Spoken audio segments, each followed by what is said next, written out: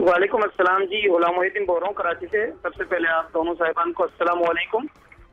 मेरा सवाल ये है खान साहब से कि हमारे मुल्क के सियासतदानों से ज्यादा हमारे ब्यूरोक्रेट जो है वो करप्टेड हैं, तो उन ब्यूरोक्रेट को वो किस तरीके से कंट्रोल करेंगे, उसके लिए उनके पास क्या एजेंडा है? इसलिए कि ये ब्यूरोक्रेट्स हैं, अक्सर औकात जो है ना गवर्नमेंट को गिराने में इनका भी बड़ा रोल होता है, और ये जो है सियासतदानों को बाज़ औक़ात ऐसे मशवरे देते हैं कि इनके मशवरों पर अमल करके सियासतदान जो है ना वो मुल्क के लिए गलत काम भी करते हैं। ठीक है, बहुत बहुत शुक्रिया भाई, थैंक यू सो मच। जी खान साहब, ब्यूरोक्रेसी में जो मसले मसाइल हैं और करप्शन की उन्होंने जो बात की है कि काफ़ी हद तक हुकूमत गिराने में इनका भी एक किरदार होता है।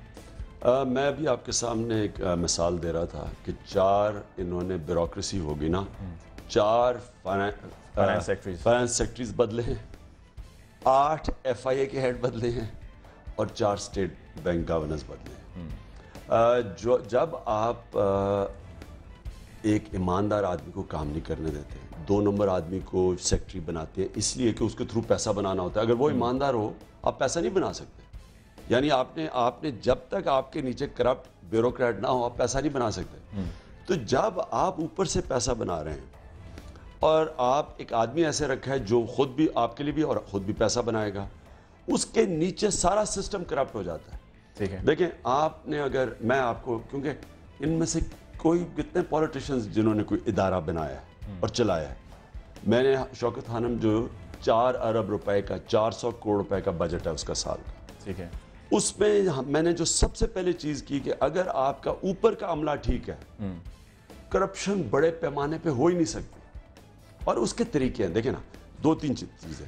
एक तो पहले आप मेरिट के ऊपर अपॉइंट करें, कोई पॉलिटिकल अपॉइंटीज आपकी ब्यूरोक्रेसी में ना हो। ठीक है, यानी सिर्फ मेरिट हो।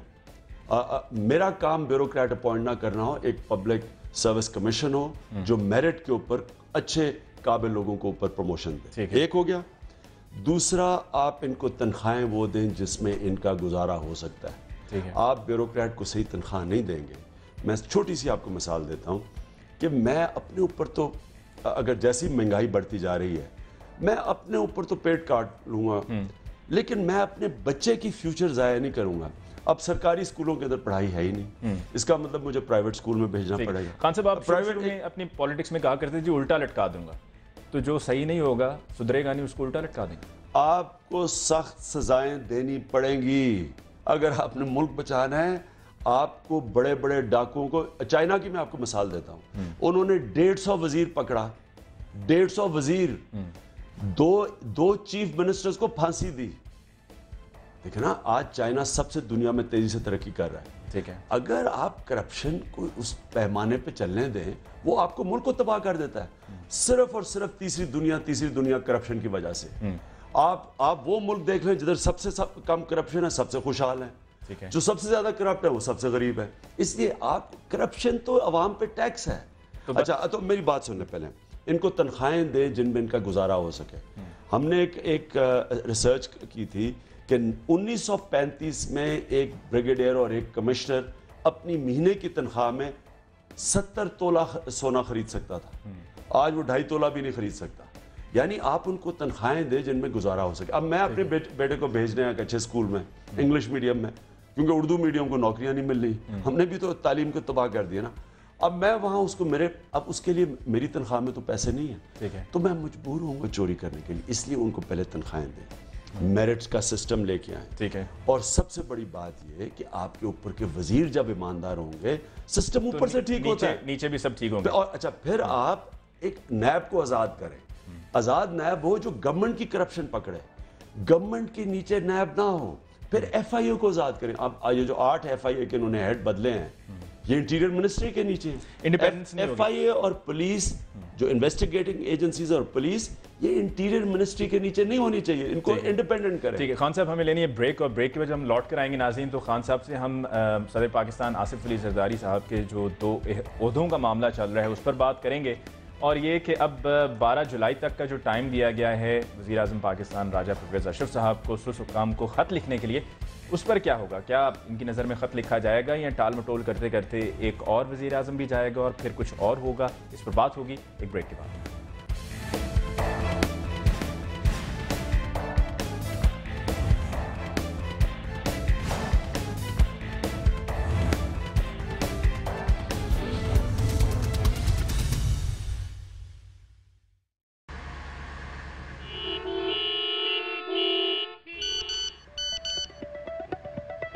ड्राइवर, गाड़ी दूसरे रास्ते पर मोड़ लें, यहाँ से रैली निकलने वाली है।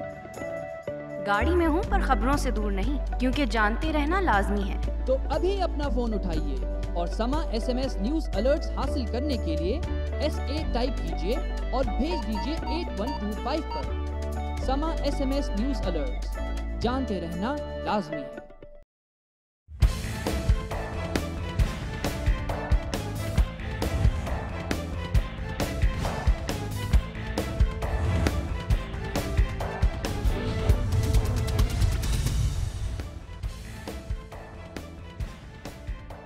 नाज़रीन, ब्रेक के बाद एक दफ़ा फिर आपको कहते हैं खुशामदीद प्रोग्राम हम लोग। और आज के प्रोग्राम में हमारे मेहमान हैं चेयरमैन पाकिस्तान तहरीक इंसाफ इमरान खान साहब। खान साहब, वक्त कम है, लिहाजा कम टू द पॉइंट। सदर साहब के 2 ओहदे, आर्टिकल 260, फिर उसके बाद आर्टिकल 17(2) एंड आर्टिकल 63(1) इसके मुताबिक तो ये वाज़ेह है कि 2 ऑफिसेज़ नहीं रख सकते। अब क्या इसके ऊपर जो 5 सितंबर तक का टाइम लाहौर हाई कोर्ट से दिया गया है, क्या कोई एक ऑफिस छोड़ा जाएगा या आइनी तरमीम करके सदर साहब दोनों ऑफिसेज़ रखेंगे? देखिए, इस सदर का क्या इस सारे जो पार्लियामेंट्री डेमोक्रेसी में है, इसका रोल क्या है? इसका रोल ये है कि ये गैर जानबदार होता है और सदर एक फेडरेशन का सिंबल होता है। और सबसे बड़ी बात ये है कि जब अगर केयरटेकर गवर्नमेंट आती है और इलेक्शंस होते हैं तो सदर क्योंकि गैर जानबदार होता है वो फ्री एंड फेयर इलेक्शन करवा सकता है। अब जब पार्टी का चेयरपर्सन बन जाए वही सदर, वो फ्री एंड फेयर इलेक्शन कैसे करवाएगा? सदर के घर में सारे फैसले हो रहे हैं, पार्टी मीटिंग्स हो रही हैं, तो यानी गैर जानबदार कैसे इलेक्शन होगा? न्यूट्रल अंपायर कैसे बनेगा सदर? तो अगर 2 ओहदे ना छोड़े तो फिर क्या होगा? आपकी पार्टी क्या करेगी? एक्सेप्ट करेंगे अगर कॉन्स्टिट्यूशनल अमेंडमेंट होगी तो? कॉन्स्टिट्यूशनल अमेंडमेंट आसिफ जरदारी फिर खिला देगा इनको और इनकी आशिया हो जाएगी और वजीर बन जाएंगे और इनको जो भी डील्स होती हैं हर एक को फ़ायदा होगा इसमें।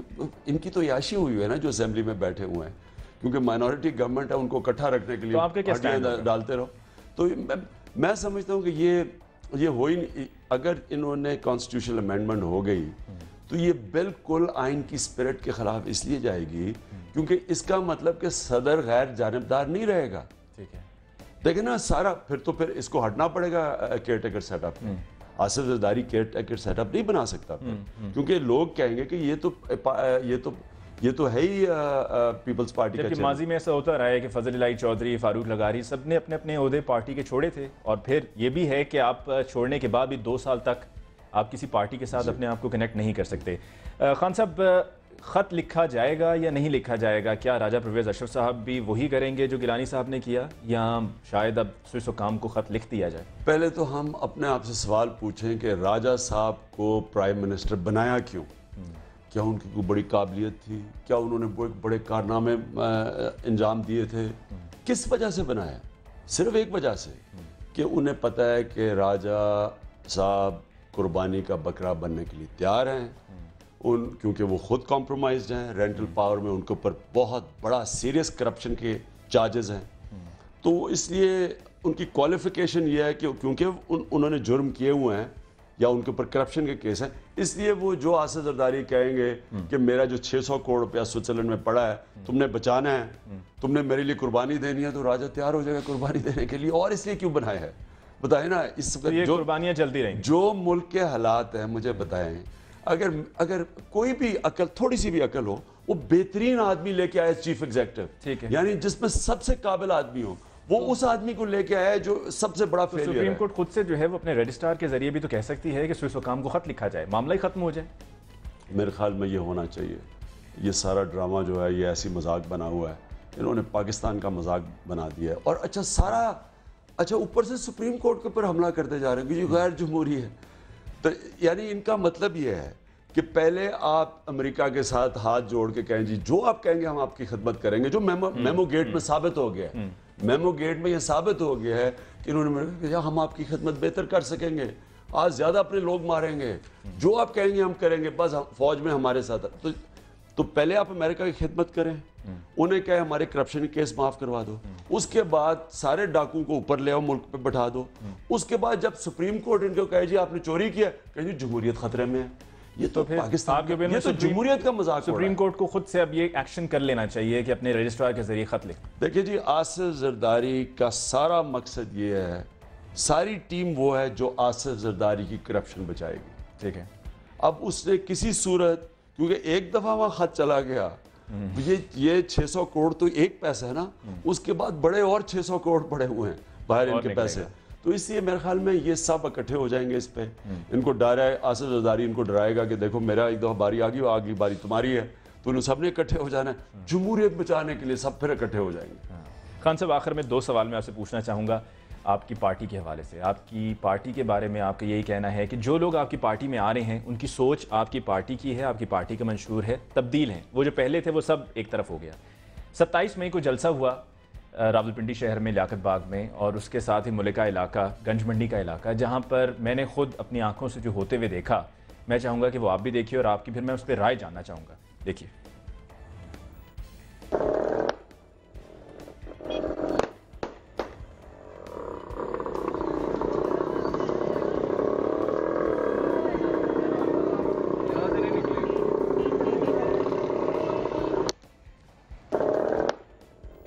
یہ خان صاحب وہ ویژولز ہیں، یہ آپ کے سامنے. یہ نوجوان جو ہے وہ ہوا میں اسلحے کو لہراتا ہوا، آپ کے پارٹی کے جھنڈے ساتھ میں ہیں.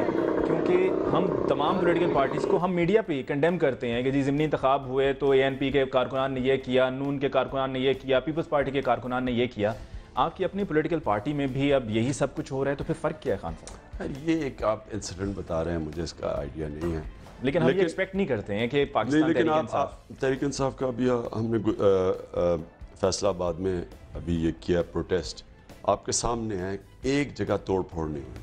ہم نے جدھر بھی بڑے جلسے کیے ہیں آپ کے سامنے آپ پرامن رہے ہیں. کوئی اتنا بڑے بڑے کراؤڈز آئے ہیں اور لڑکیاں آئیں، کوئی حجاب والی لڑکیاں آئیں، جینز پہن کے آئیں، ایک لڑکی کو نہیں چھیڑا. یہ ہو سکتا ہے آئسولیٹڈ انسیڈنٹ، لیکن میں صرف آپ کو یہ کہنا چاہتا ہوں. لیکن خان صاحب، جو آپ اس کی کیا انویسٹیگیشن کریں گے اپنے اینڈ پر کہ یہ کون لوگ ہیں جو آپ کی پنڈی کے عہدیدار ہیں، ان سے معلوم کیجئے کیسے کارکنان اپنے پارٹی میں شامل کر لیے ہیں 1 لاکھ اسلحہ لے کر چل رہے ہیں، وائی فائرنگ کر رہے ہیں. علی، اسلحہ تو پاکستان میں لوگ مجبوراً گھر میں رکھتے ہیں، نہ پولیس پہ اعتماد ہے، ڈاکے پڑ رہے ہیں گھروں میں. لیکن میں اور کچھ کہہ رہا ہوں کہ 1 لاکھ لوگ آئے تھے پنڈی کے جلسے میں، اس میں اب کسی نے چلایا. اگر مجھے کوئی خبر پہنچ جاتی ہم امیجیٹلی ایکشن لیتے. لیکن اپنی ایکشن لیں گے، کنڈیم نہیں کریں گے. مجھے تو پتہ ہی نہیں، 100% کنڈیم کروں گا. لیکن میں کچھ اور بات کر رہا ہوں. تحریک انصاف نے سب عہدے سسپینڈ کر دیے. 30 جون سے ہمارا کیئر ٹیکر سیٹ اپ آ گیا. پارٹی کے اندر اب الیکشن ہونے جا رہے ہیں. یہ کسی کی جرت نہیں ہے پارٹی کے اندر ایسا الیکشن کروانا جو ہم کروانے جا رہے ہیں. یعنی ممبرز تحریک انصاف کے جو انشاءاللہ اب تک ہمارے کو 30-40 لاکھ ہو گئے ہیں، یہ ممبرز الیکٹ کریں گے پارٹی کی آفس بیررز. سب پارٹی ہر پہ الیکشنز ہوگی. اب یونین کاؤنسل سے شروع ہوگا اوپر تک. یہ میں کیوں کر رہا ہوں؟ کیونکہ ہم تحریک انصاف کو وہ پارٹی بنانا چاہتے ہیں جس میں کوئی بھی اوپر آ سکے. یعنی نوجوانوں کو ہم کہہ رہے ہیں کہ کھڑے ہوں الیکشن میں. اس پارٹی میں نوجوان اوپر آ سکتا ہے، لیڈر بن سکتا ہے. فنڈنگ کون کرے گا؟ ہم پیسے اکٹھے کریں گے. میں نے ابھی امریکہ جانا تھا ٹرپ کے لیے، یہ ملکی حالات کے لیے کینسل ہو گئی. ہمارے اوورسیز ممبرز کنٹریبیوٹ کرتے ہیں، ہم اس کے لیے فنڈز اکٹھے کریں گے.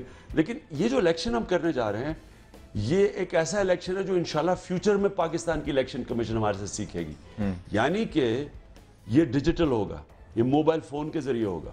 اور ایک بین بھی ہوگی موبائل جو فون سے نہیں کرنا چاہتا. یہ ہم ایک آگے نکل چکے ہیں.